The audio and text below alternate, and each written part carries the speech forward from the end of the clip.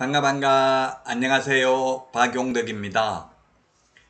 공인모 제3회 모의고사 해설 강의 두 번째 시간입니다. 11번입니다. 결격사유. 여기서 결격사유라고 하면 취직을 하거나 개업할 수 없는 결격사유를 말합니다. 자, 옳은 것은 했는데 이중등록으로 등록 취소된 후 3년 경과된 자, 등록 취소되면 3년 동안 결격사유니까 경과됐으니까 결격사유 아니죠?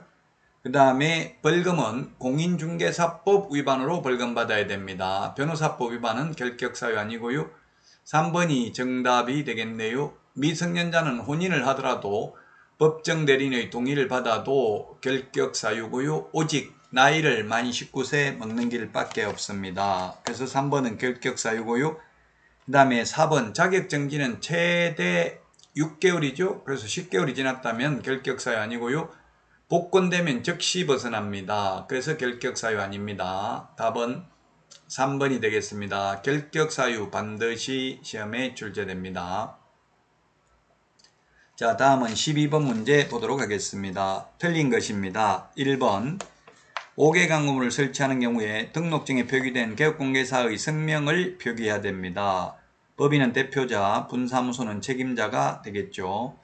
자, 그 다음에 2번에 전속중개계약 체결 시 전속중개계약서를 사용하지 않는 경우 업무정지 사유입니다. 전속중개계약 위반했을 때 7일 이내에 정보 공개하지 않거나 비공개 요청한 정보를 공개한 경우에만 임의적 취소고 나머지는 전부 업무정지 사유입니다. 자, 그 다음에 3번 업무정지 제척기간 3년입니다. 그 사유가 발생한 날로부터 3년 지나면 업무정지 처분할 수 없습니다. 자, 그 다음에 4번입니다. 경기도지사로부터 자격증을 교부받은 자는 자격증 양도를 이유로 경기도지사가 자격 취소해야 된다. 예, 자격 취소 자격정지는 교부한 시도지사입니다. 자, 그 다음에 5번 전속중개계약 유효기간 원칙 3월 예외 당사자 약정입니다. 그래서 5번이 틀렸네요. 원칙 3개월이고 예외 5개월로 약정할 수도 있고 2개월로 약정할 수도 있습니다. 자, 그래서 6개월 초과하면 효력이 없다 해서 X가 되겠습니다. 6월 초과하더라도 효력 있습니다. 효력 없다 X. 약정할 수 있습니다. 원칙 3개월 예외 당사자 약정이 되겠습니다. 자, 다음은 13번 문제 보도록 하겠습니다. 보수 청구권 틀린 것인데 1번 분양권의 경우에는 분양대금과 프리미엄을 합산한다. 이게 X네요. 이게 판례입니다. 요거는 분양가에다가 프리미엄을 합산한다. X입니다. 현재까지 들어간 돈입니다. 계약금, 중도금, 프리미엄, 실제 주고받는 돈에다가 곱하기 요율을 합니다. 그래서 1번이 틀렸습니다. 분양가에다가 프리미엄을 계산하는 게 아니라 계약금, 중도금, 프리미엄까지 실제 만약 분양가가 5억인데 계약금 5천만원 들어가고 프리미엄이 5천만원 붙은 상태에서 거래한다면 1억에다가 요율을 곱해야 되겠습니다.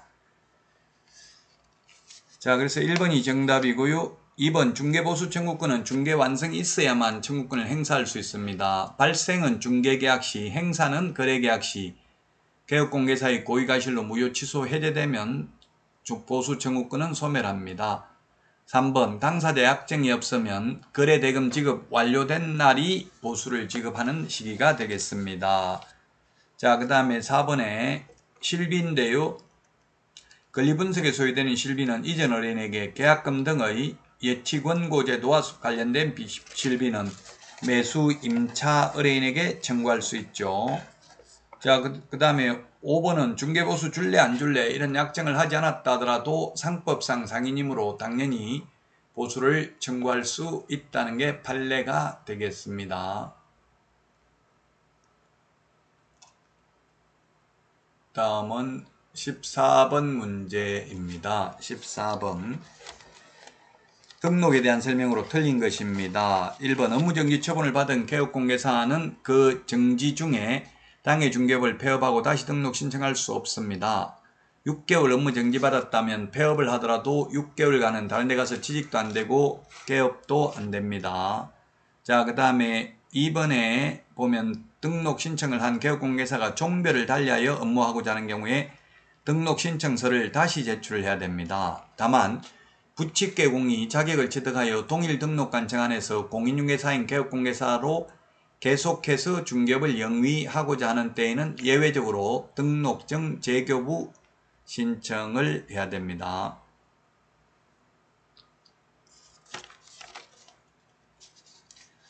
자, 그 다음에 3번입니다. 등록관청은 등록 10일 이내에 등록한다. X네요. 7일이죠. 7일. 10일 X가 되겠습니다. 10일이 아니고 7일 이내에 등록 처분 통지를 합니다. 7일 이내에 등록 처분 통지한다. 3번이 틀린 정답이 되겠습니다. 10일이 X가 되겠습니다. 7일입니다. 7일.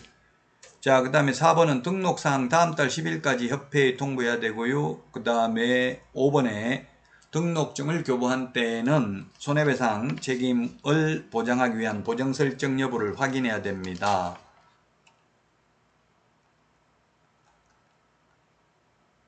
자, 다음은 15번 문제 보겠습니다. 휴폐업 틀린 것 했는데 1번 3월 초과하고자 하는 경우에 신고합니다. 2번 임신, 출산 등의 경우 6월 초과할 수 있습니다. 원칙은 6월을 초과할 수 없죠. 그 다음에 3번 재개하고자 하는 경우도 미리 신고해야 됩니다. 자, 그 다음에 4번입니다. 개업공개사가 사망을 한 때에는 세대를 같이 하고 있는 자가 지체 없이 폐업 신고해야 된다. 옛날에 이런 규정이 있었는데 이건 사실 제가 건의를 했었는데요. 삭제됐습니다. 왜냐하면 세대를 같이 하는 자가 공인중개사법 공부를 안 했기 때문에 이런 거 있는 줄도 모르고 아무도 폐업 신고하는 사람은 없습니다. 그래서 요즘은 폐업 신고를 해야 되는 게 아니라 절대적 등록 취소 사유에 해당됩니다. 취소를 어떻게 하냐? 우리 동사무소에 사망하면 한 달 안에 사망 신고해야 되거든요. 그러면 행정전산망을 통해서 등록을 취소하게 됩니다. 이제 등록증 사망을 했을 때 반납 규정도 없고 그리고 지체 없이 폐업 신고해야 된다는 규정도 삭제됐습니다. 자, 그 다음에 5번 휴업 또는 폐업하고자 하는 경우에는 등록증 원본을 첨부해야 된다. 반납해야 되죠. 등록관 정의하면 별도로 관할 세무서에 사업자 등록 휴업 또는 폐업 신고를 할 필요가 없다. 예, 그렇습니다. 폐업 신고나 휴업 신고는 이제 세무서에 가서 하거나 등록관청에서 가서 하거나 한 번만 가서 둘 다 할 수 있습니다.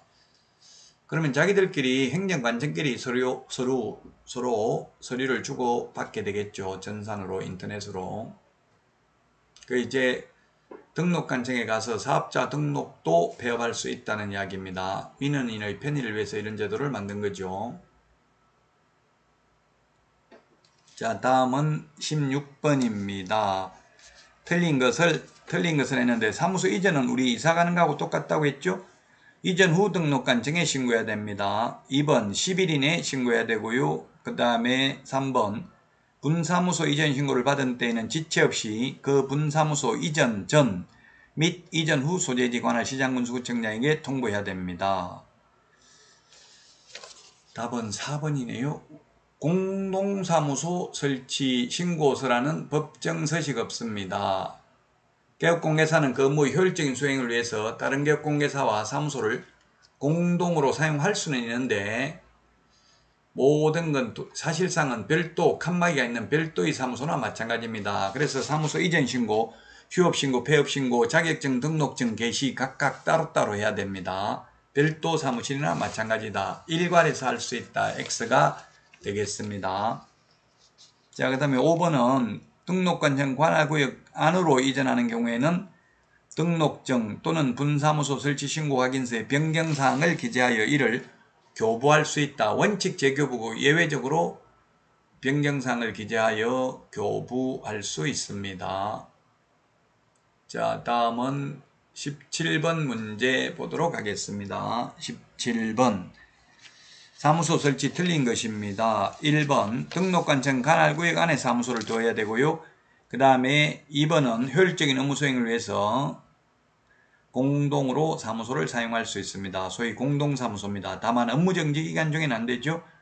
자, 그 다음에 3번 법인인 개업공개사는 등록관청에 신고하고 그 관할구역 외의 지역에 분사무소를 둘 수 있고, 분사무소는 시도별로가 X네요. 시군구별로죠. 시도별로가 아니라 시군구별로입니다. 시도별로 X가 되겠습니다. 시군구별로 일개소를 족할 수 없습니다. 자, 그 다음에 4번. 분사무소에는 공인중개사를 책임자로 두어야 합니다. 다만 특수법인은 그러하지 아니합니다. 5번. 분사무소를 설치하고자 하는 경우 주된 사무소 소재지 관할 등록관청에 신고서를 제출해야 됩니다.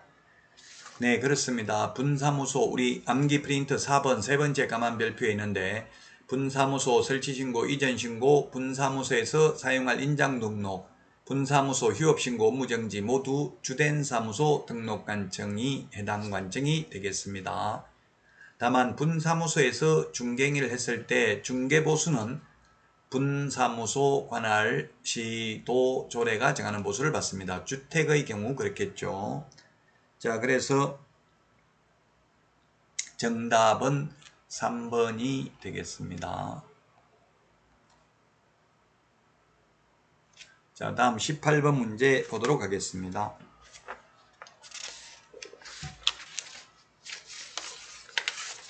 18번 문제인데 반드시 등록을 취소해야 되는 거, 이거는 암기해야 됩니다. 시험에는 2문제 정도 출제됩니다. 사망, 해산, 절대적 등록 취소 사유에 해당이 됩니다. 자, 그 다음에 양도되어, 절대적 취소죠. 양도되어하고 똑같은 게 성명 사용입니다. 성명 상호 사용하는 것. 자, 그 다음에 업무 정지기간 중에 업무를 하거나 자격 정지기간 중에 있는 소속공개사로 하여금 업무하게 한 경우, 업무 정지기간 중에 이중 소속되는 경우 절대적 취소 사유입니다. 답은 1번이 되겠고요. 자, 그 다음에 나머지는 전부 다 6월 초과 무단유업 임의적 취소 사유가 되겠고요. 등록기준 미달 임의적 취소 사유, 그 다음에 금지행위 임의적 취소 사유입니다. 임의적 취소, 상대적 취소, 취소할 수 있다 같은 말이 되겠죠. 자, 다음은 19번입니다. 틀린 것은 했는데, 법인의 분사무소 업무지역은 전국이고요. 특수법인도 업무지역은 전국입니다. 법인과 똑같습니다. 특수법인의 경우에는 등록 기준을 적용하지 않고 분사무소 책임자가 공인중개사일 필요는 없습니다. 나머지는 특수법인도 보정 설정은 해야 되고 인장 등록은 해야 되고 업무지역은 법인하고 똑같습니다. 전국으로 할 수 없는 게 아니라 전국이 되겠습니다. 그래서 틀렸습니다. 2번이 정답이 되겠고요. 3번 부칙개공의 업무지역은 시도 관할구역입니다. 원칙. 4번 법인인 개업공개사는 상업용 건축물 및 주택의 분양대행 할 수 있습니다. 택지 분양대행, 토지 분양대행 안됩니다. 공업용 건축물, 농업용 건축물 분양대행 안됩니다. 이 법인의 겸업제한도 시험에 반드시 출제되죠. 그 다음에 중개사물의 범위는 개업공개사의 종별에 따라 차이가 없다. 예, 그렇습니다. 부칙개공이든 특수법인 빼고요. 일반 법인이든 개인이든 모두 토지, 건축물, 임목, 공장재단, 광업재단, 중개사물의 범위는 똑같습니다. 따라서 2번이 정답이 되겠고요. 자, 다음은 20번 문제입니다. 5억 5천만원 아파트 거래계약을 중개하였다. 거래 당사자로부터 받을 수 있는 보수 총액이네요. 보수 총액이라고 하면 총액은 곱하기 1을 해야 되죠. 매도인, 매수인 각각 받잖아요. 각각. 매매 교환의 경우 2억 이상 9억 미만인 경우에는 요율이 1000분의 4다. 한도액이 없다고 되어 있네요. 한도액 0.4% 4, 5, 20 4, 5, 20 얼마입니까? 22만원이네요. 자, 22만원인데 쌍방으로부터 각각 받잖아요. 곱하기 1을 해야 되니까 440만원 3번이 답이네요. 총액이니까 총액. 거래 당사자로부터 각각 받습니다. 쌍방으로부터. 그래서 총액이라고 했기 때문에 440만원이 정답이 되겠습니다. 여러분 수고 많으셨고요. 다음 시간에 찾아뵙겠습니다. 안녕.